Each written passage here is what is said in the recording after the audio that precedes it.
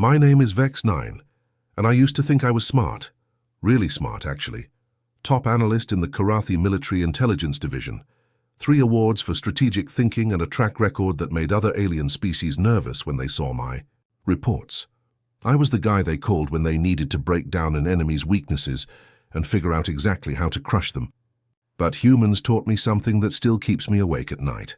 They taught me that intelligence without wisdom is just fancy stupidity with better paperwork.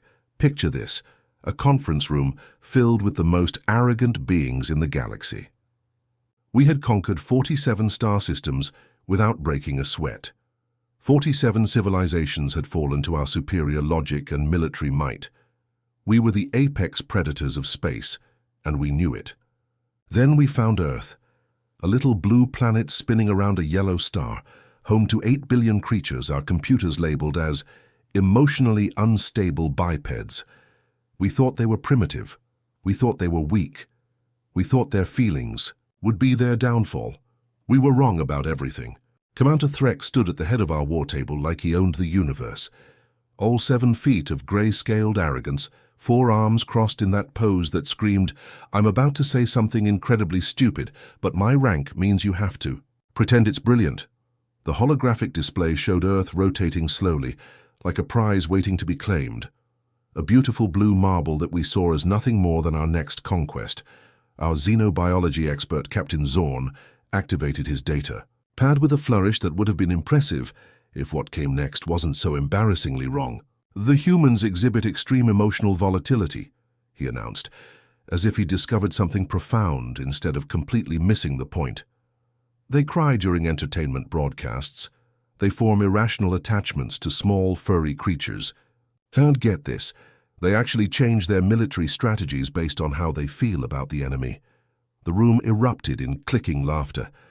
We sounded like oversized insects, which looking back was more accurate than we realized. I should have spoken up then, should have pointed out that any species capable of splitting atoms, reaching other planets, and creating global communication networks probably wasn't as stupid as we were assuming. But I didn't. I was too busy basking in my own superiority to recognize what was right in front of me. "They make decisions with their hearts instead of their minds," added General Crix, shaking his massive head in disbelief. So their historical records show countless examples of illogical behavior driven by emotions like love, anger, grief, and something they call hope. Can you imagine? Hope! As if wishing for something hard enough could change tactical reality. Commander Threx pulled up footage from our scout observations. "Their negotiation tactics are particularly pathetic," he continued, with that tone that suggested he'd already made up his mind. "When faced with superior force, they actually try to talk their way out of conflicts. They offer compromises, seek common ground, and express concern for minimal casualties on both sides. It's almost adorable in its naivety." The video showed human diplomats at various interspecies meetings, earnestly discussing trade agreements and peace treaties with other alien races. They smiled. They listened. They even admitted when they were wrong about things. To us, watching from our position of absolute certainty, it looked like weakness. "Look at this." Threx zoomed in on a human female speaking to a delegation of Zerian traders. "She's actually apologizing for a misunderstanding that wasn't even her fault." He switched to another clip. "This human male is asking about the well-being of his negotiation partner's family before they discuss business. What kind of warrior wastes time on personal connections when there are resources to be claimed?"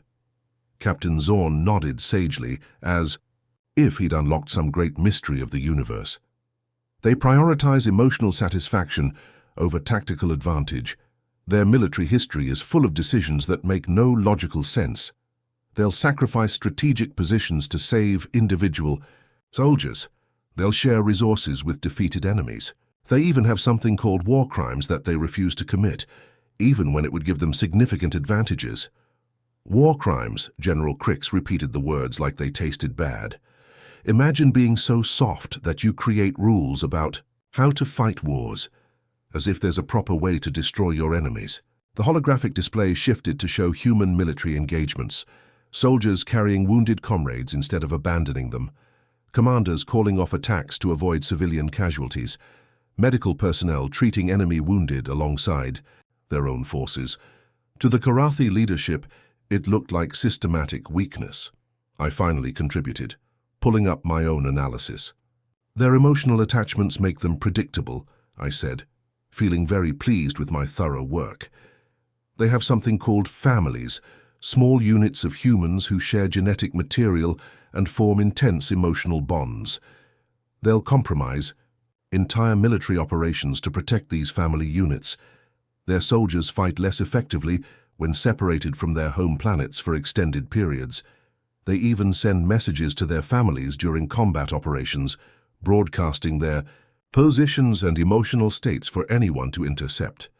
Threx's eyes lit up with predatory interest. Exploitable weaknesses. Absolutely, I confirmed. Target their families, and you control their behavior. Threaten their emotional bonds, and they'll surrender rather than fight. Their entire civilization is built on these irrational connections that can be severed or manipulated with minimal effort. General Crix leaned forward, his massive frame casting shadows across the table. How long for complete subjugation? Conservative. Estimate. Threx consulted his tactical display. 72 hours from initial contact to total surrender. They'll probably try to negotiate first, which will give us time to position our forces optimally. When they realize negotiation won't work, they'll likely attempt some kind of emotional appeal. They might even cry. The clicking laughter filled the room again. The idea of enemy soldiers crying during combat struck us as the height of absurdity. We had it all figured out, or so we thought. The human space station Aurora 7 appeared on our tactical displays like a metallic flower blooming in the void. It wasn't particularly impressive by Karathi standards, roughly the size of one of our smaller mining platforms, with what appeared to be civilian-grade shielding and minimal defensive capabilities. Our fleet of 15 warships surrounded it in perfect formation, a demonstration of overwhelming force that should have sent any rational species scrambling for surrender protocols. "Open a channel," Commander Threx ordered, settling into his command chair with the casual confidence of someone who'd done this 47 times before. The main screen flickered to life, revealing the interior of what was obviously the station's command center. And there, looking directly at us with calm brown eyes and an expression of polite attention, was our first human, Captain Maya Torres, according to the identification tag visible on her uniform. She appeared to be female, middle-aged by human standards, with graying hair pulled back in a practical style. What struck me immediately was her posture, relaxed but alert, ready but not afraid. This wasn't how our previous conquests had started. "Greetings," she said, her voice carrying clearly through our communication system. "I'm Captain Torres of Aurora Station. We've been monitoring your approach and would welcome the opportunity to establish diplomatic contact with your species. Would you be interested in opening formal communications?" The silence in our command center was profound. 47 conquests, and this was the first time anyone had offered to talk before shooting. Commander Threx recovered first, his mandibles clicking in what I recognized as suppressed amusement. "I am Commander Threx of the Karathi Empire," he announced with his standard intimidation protocol. "You are now in occupied territory. Surrender your station immediately, and your people will be processed according to our standard procedures." Captain Torres tilted her head slightly, as if she were genuinely curious rather than terrified. "I appreciate the introduction, Commander. However, I'm afraid there seems to be some misunderstanding. This system is under the protection of the Human Colonial Defense Force, and Aurora 7 is a civilian research facility. We're currently conducting agricultural experiments that could benefit multiple species. Perhaps we could discuss this over some coffee. I understand first contact can be stressful for everyone involved." Coffee. She was offering us coffee while surrounded by a battle fleet. General Crix leaned over to whisper, "Is this some kind of primitive surrender ritual?" "It must be," I replied, though I looked puzzled. "Please continue with standard intimidation protocols." Captain Torres, Threx's voice took on the menacing tone that had terrified species across 3 star sectors. "You seem to misunderstand. Your situation. We have 15 warships. You have a research station. Our weapons could reduce your facility to component atoms in approximately 30 seconds. Logic dictates immediate surrender. Torres nodded thoughtfully, as if he'd made a reasonable point worth considering. That's certainly true, Commander. Your ships are quite impressive, and I have no doubt about their capabilities. However, I'm curious about something. In your 47 previous conquests, how many of those species invited you to sit down and discuss mutual benefits before things escalated? The fact that she knew about our previous conquests should have been our first warning. The fact that she didn't seem particularly concerned about it should have been our second. But we were still operating under the assumption that we were dealing with primitive emotional creatures who couldn't think strategically. None, Threx answered proudly, because rational species recognize superior force when they see it. Interesting, Torres replied, making a note on what appeared to be a physical piece of paper. And how many of those 47 conquests involved species that had already established diplomatic relationships with other spacefaring civilizations? That's irrelevant, Threx snapped, though I noticed his mandibles had stopped clicking. You will surrender or we will take your station by force.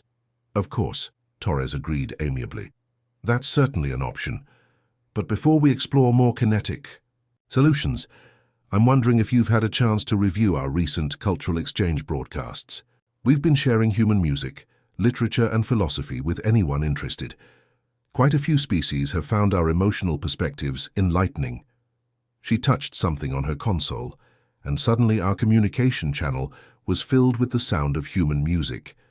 Not the harsh militaristic compositions we might have expected, but something soft and complex, with multiple harmonies weaving together in patterns that seem to bypass rational thought and speak directly to something deeper.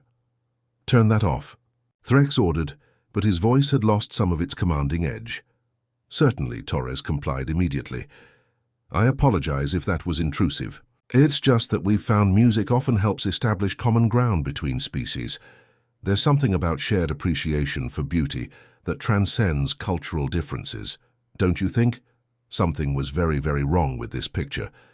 The first sign that we had catastrophically misunderstood the situation came 18 hours later, when Ensign Cororax received a personal message.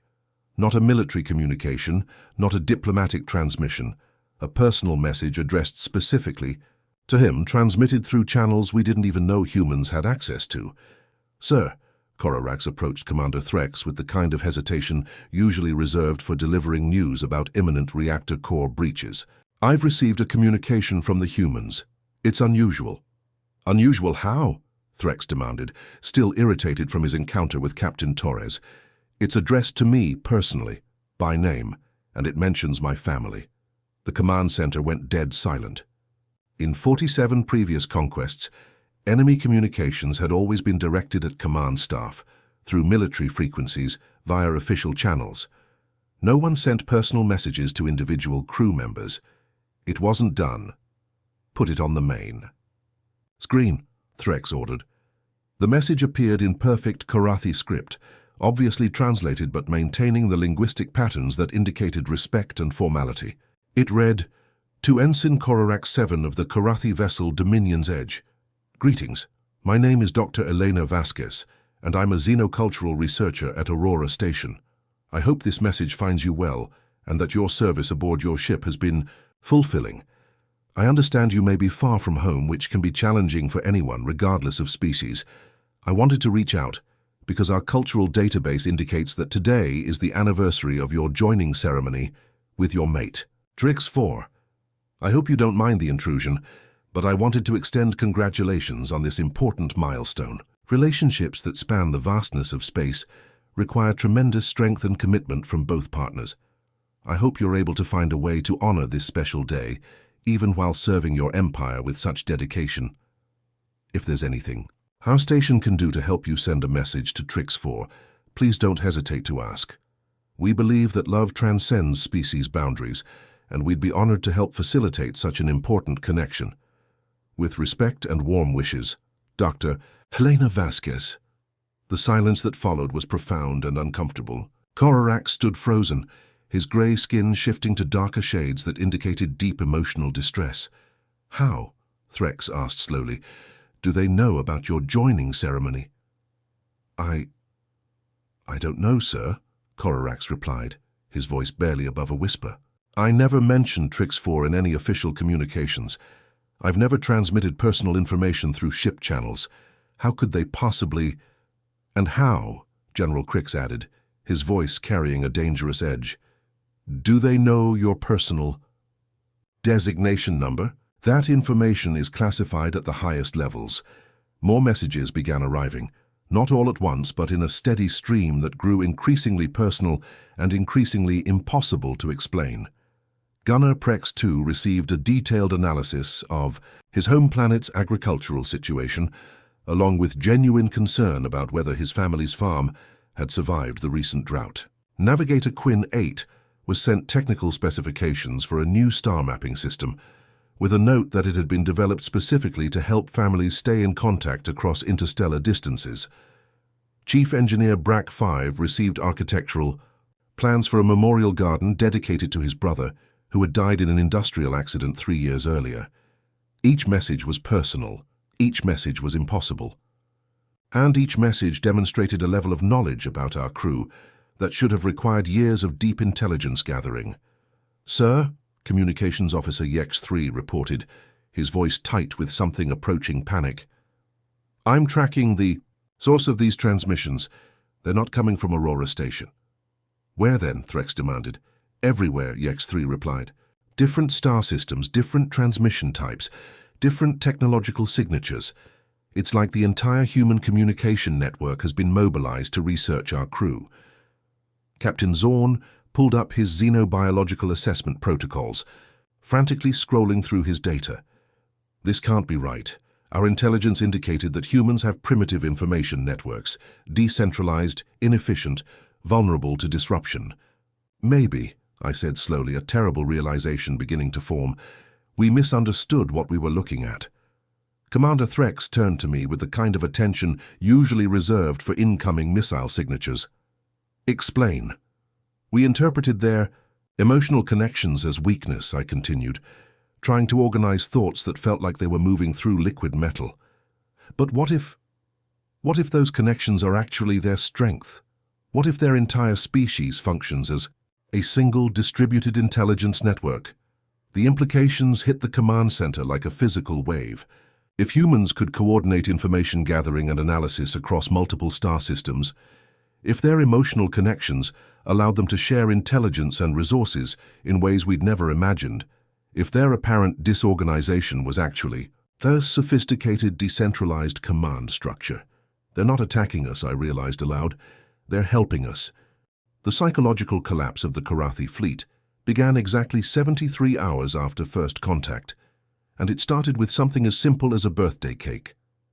Gunner Prex 2 had been celebrating his hatching day, a private affair marked only by a small notation in his personal calendar and a brief message from his family back home. Somehow, impossibly, the humans had known about it. The package materialized in our transporter bay with perfect timing, accompanied by a message that made my blood run cold. Happy birthday, Prex 2. We hope this small gift brings you joy on your special day. This recipe comes from the personal collection of Ambassador Thep Prime, who served as cultural liaison between our species 6 years ago. We thought you might appreciate a taste of home. With warm regards, the Aurora Station Cultural Exchange Program. The silence in the transporter bay was absolute. Ambassador Thep Prime had been dead for 6 years. His personal recipe collection had been sealed in the Imperial Archives after his death. Access required authorization from the High Council itself. Even I didn't have clearance for those files. How? Commander Threx asked, in a voice that barely qualified as a whisper. Do they have access to recipes from a deceased cultural ambassador? Sir, Chief Archivist Max 6 consulted his historical databases with hands that were visibly shaking. Ambassador Thep Prime's personal recipe collection was sealed in the Imperial Archives after his death. Access requires authorization from the High Council itself. Even I don't have clearance for those files. Test it, Threx ordered. Full molecular analysis if they're trying to poison us. But the analysis came back clean, more than clean actually. The celebration bread was not only safe, it was perfectly crafted according to traditional specifications, using ingredients that were somehow exactly the right age and preparation for optimal flavor. Prex 2 took a small bite, his expression cycling, through suspicion, surprise, and something approaching wonder. "Sir," he reported, his voice thick with emotion, "it tastes exactly like my grandmother's recipe, exactly like home." That was when the first crack appeared in our military discipline. The messages began arriving faster after that, each one more impossible and more personal than the last. Crew members received detailed updates about family situations they'd never discussed with anyone. Engineers got technical manuals for equipment they'd only dreamed of working with. Cultural historians were sent archives of art and literature from their home regions that had been lost for generations. "Sir," Communications Officer YX-3 reported during what was supposed to be a routine briefing, "Ensign Vought 3 has received notification that his sister's medical treatment has been successfully completed." Commander Threx looked up from his tactical displays. "His sister isn't sick." "She was, sir. Apparently she was diagnosed with cellular degeneration syndrome 3 months ago, but the family decided not to inform Vought 3 while he was on deployment. The humans somehow learned about her condition and arranged for her to receive experimental treatment at a facility on Zentari Prime. The treatment was successful. She's been declared fully recovered. The temperature in the command center seemed to drop 20 degrees. They arranged medical treatment," General Crix repeated slowly, "for the sister of one of our crew members. A sister whose condition was being kept secret from that crew member, a condition they had no way of knowing about. It gets worse, sir," YX-3 continued, consulting his display. "The treatment was expensive, prohibitively expensive for most families. The humans didn't just arrange for her care, they paid for it, anonymously, through a charitable foundation they apparently established specifically to provide medical aid to families of military personnel from all species." "All species?" I asked, though I wasn't sure I wanted to hear the answer. "Yes, sir. According to their documentation, they've been providing medical, educational, and emergency assistance to military families across 17 different star systems, including families of soldiers who were actively engaged in conflicts with human interests." The command center went silent except for the quiet humming of ship systems and the sound of carefully controlled breathing. "They're helping our enemies too," Threx said finally, "while those enemies are shooting at them." "It appears so, sir." "Why?" General Crix demanded.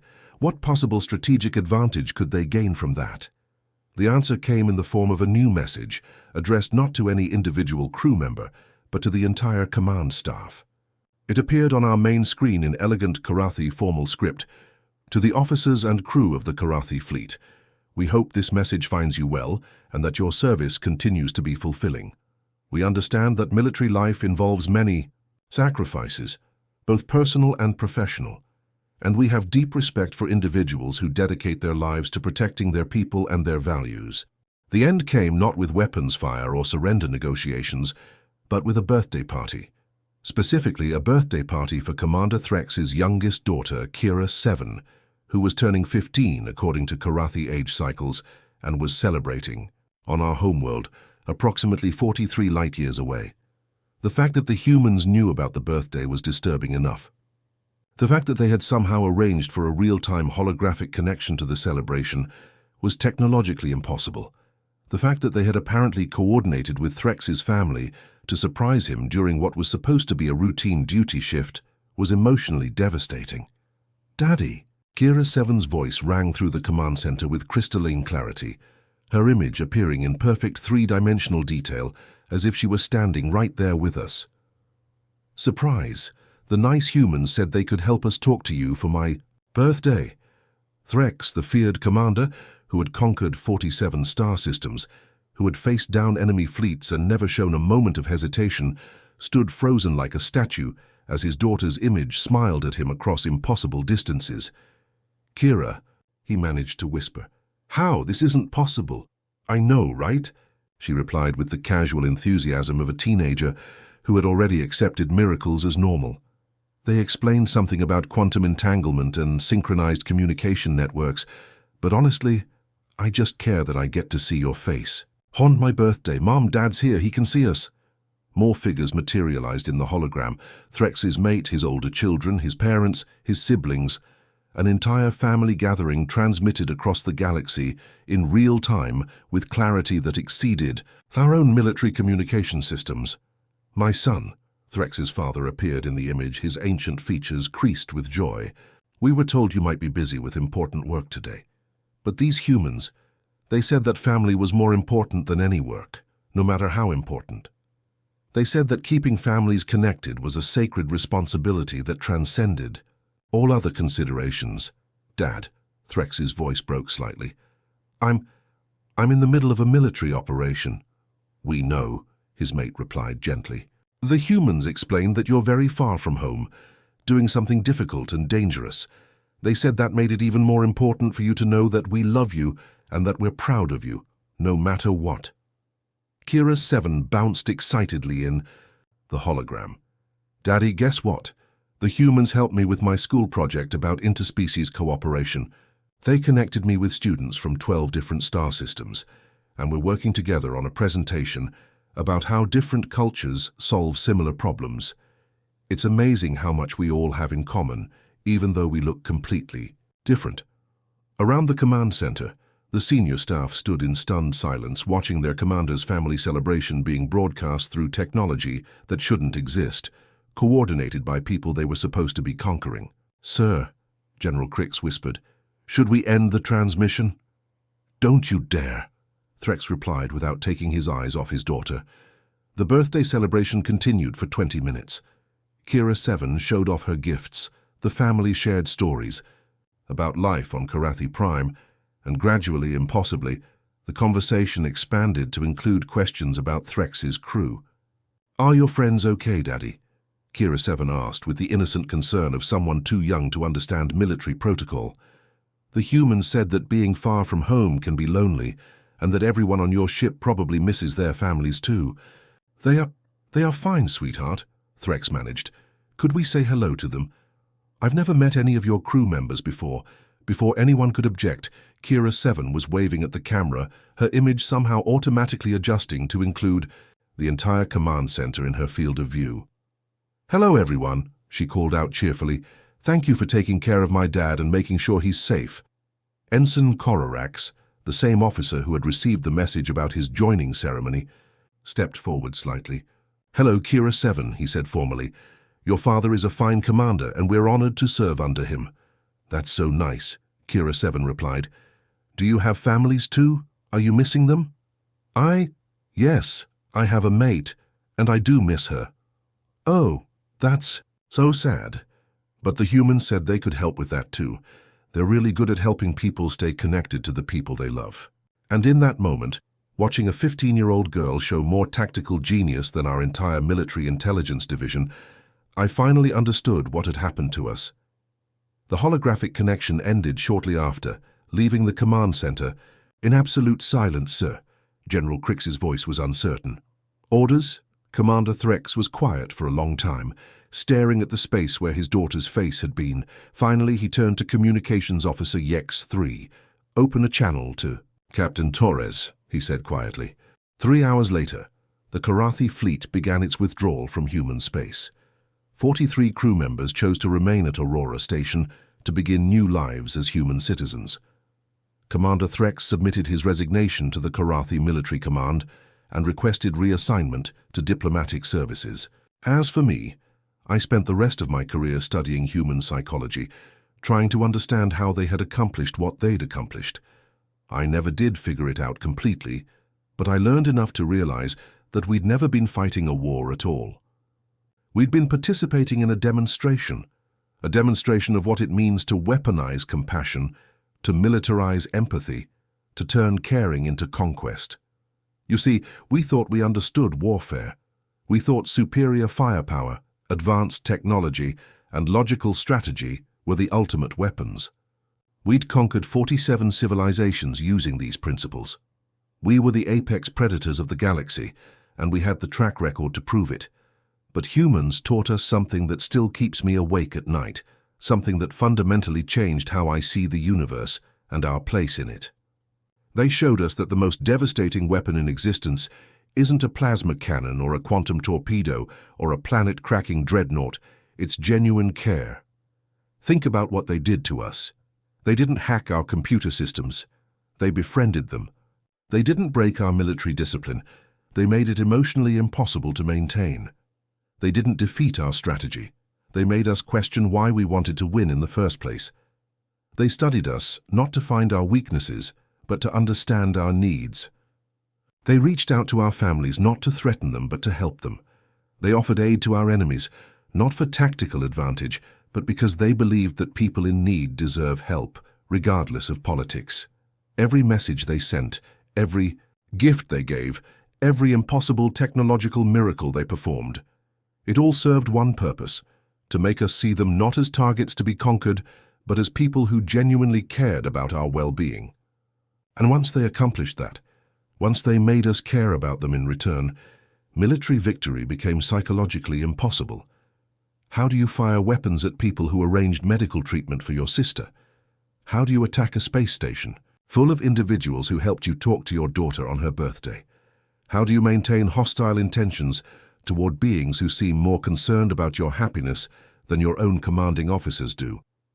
They turned our own capacity for connection against our military objectives. They weaponized our ability to form relationships. They made loving them a tactical necessity and hating them an emotional impossibility. But here's what really terrifies me about the whole experience. I don't think it was a strategy at all. I don't think they sat in some war room planning how to psychologically manipulate us into surrender. I think they just did what humans do naturally. They saw people who were far from home, doing difficult jobs, carrying heavy responsibilities, and they wanted to help. That's what Captain Torres meant when she said, "That's all we ever do, we care." It wasn't a military doctrine or a diplomatic protocol. It was just their nature. They cared about us more than we cared about ourselves.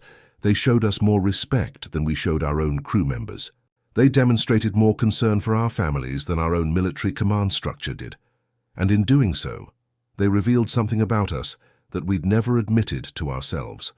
Underneath all our logic and superiority and military discipline, we were just people who missed home and wanted to be valued and appreciated. The humans didn't conquer us by being stronger or smarter or more advanced. They conquered us by being kinder. They didn't defeat our technology. They showed us what technology could accomplish when guided by compassion rather than conquest. They didn't outthink our strategy. They demonstrated that some goals are more important than winning.